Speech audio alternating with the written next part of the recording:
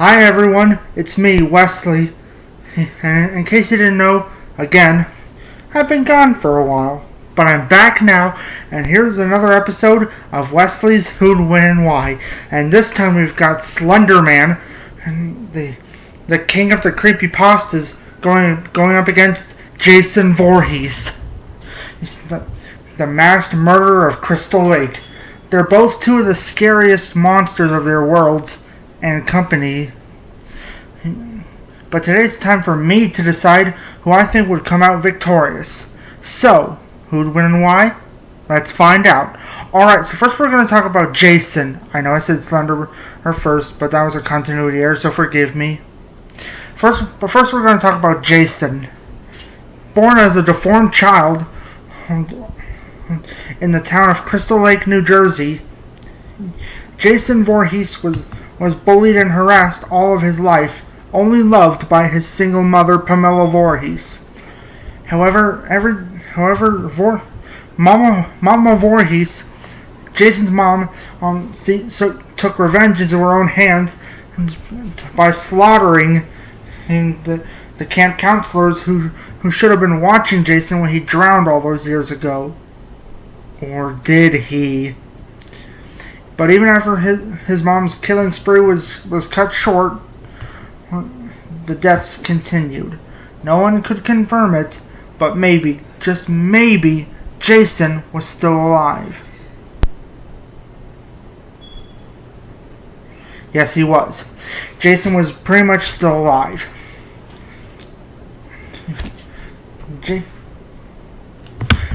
Jason is just as strong as you could imagine for a slasher, or who returns from the grave multiple times, or perhaps maybe even stronger.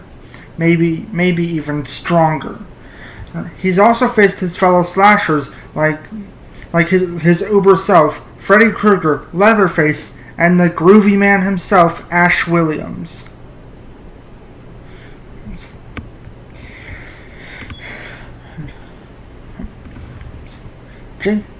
Jason has always came out victorious. Even when he has no machete with him, something he uses with enough strength to split skulls and pierce metal, he could be resourceful without it. He could be resourceful and oddly creative. He might beat people to death with a sleeping bag, drown them in a garbage can and filled with toxic waste, snap them in half between a bedfold, or my personal favorite, dipping their face in liquid nitrogen, freezing it, and shattering it onto the counter. Jason, but whatever you do, don't make fun of him. And though he is pretty strong, that in no way means he's got enough intelligence in there. The only way you could avoid getting slaughtered by him is by pretending to be his mother, or his child self. Even when Tommy Jarvis, one of the survivors of Jason's slaughters, hacked him to pieces, Jason rose again, all zombified. Yeah, this happens a lot.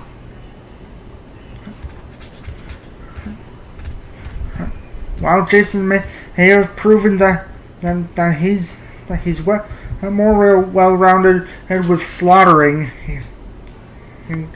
it takes more than just a little machete to the face for him to stop.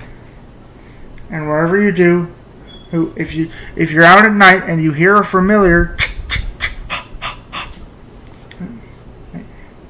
you better run. Because Jason will be after you, and chances are you are not leaving alive. Alright, so now it's time to move over to Slenderman. With a man with an unknown origin. The only evidence of his origin we have is that his name used to be Simon something. Slenderman is not just a creepypasta. He is the leader of the creepypastas.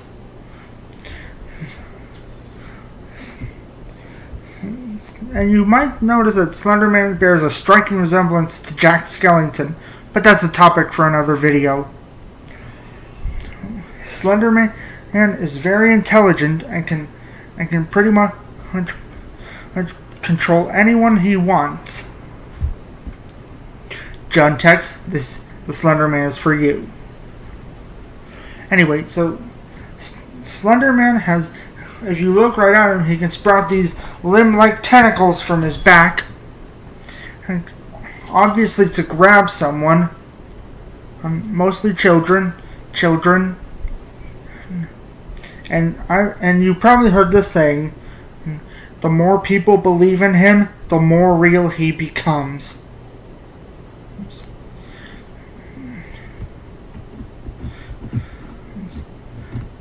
Slenderman is just as powerful as anyone. He can control their minds into doing his bidding. You probably remember the stabbing from years ago. 2 girls had stabbed their best friends and blamed it on him. Or in the Juntex, or in the video from Juntex, wherever they are, you notice that he controlled Charlie Matheson into stabbing and slitting the throat of some stranger. And her Carl and Lauren's friend Kate into one of his proxies. But Slenderman does not give up that easy. Even when one of the survivors even when in Juntex, when one of the survivors almost escaped him, he returned and trying to trick them into thinking they escaped him, and he's still after them. But Slenderman has proven to be very creative, and he will stop at nothing to capture children. Alright, so now that I've gone over both of these characters, it's finally time to say who I think would win this battle.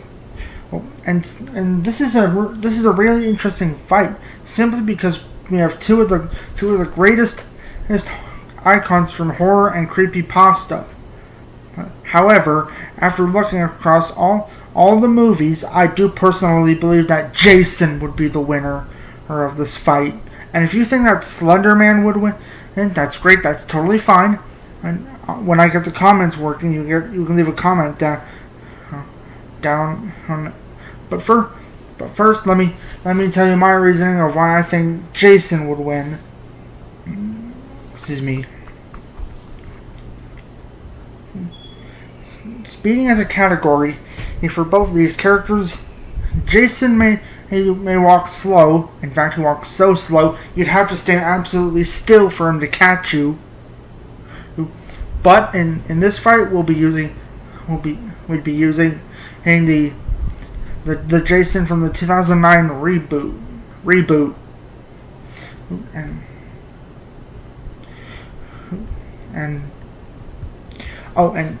and Jason is even stronger with a bulkier body than Slenderman.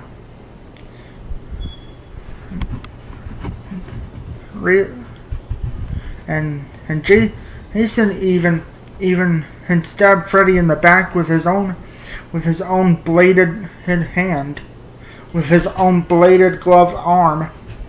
Slenderman can actually mind control others, but Jason is so maniacal, or so much of a maniac, that I doubt he even has any real mind thoughts up there. Really, the only other thing that Slenderman could use to his advantage is his overall more intelligent mind. But without superior strength, I doubt intelligence would be enough to take down Jason. And overall, both of these characters, considering how tough they are, Jason really outshines him.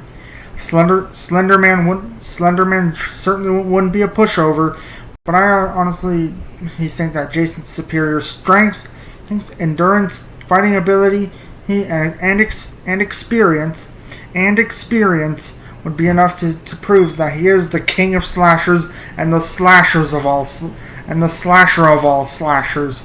So, in my opinion, the winner is Jason Voorhees. So, guys, thank you so much for joining me. I really do appreciate it. If you like this video, you give a thumbs up. Oh wait, I don't have the comment section yet. But if I ever find out how to put them there, don't forget to leave a comment. And thank you so much again. And next time on Who'd Win and Why Wesley Edition, we've got Nick Wilde going up against Mr. Wolf. See you all then.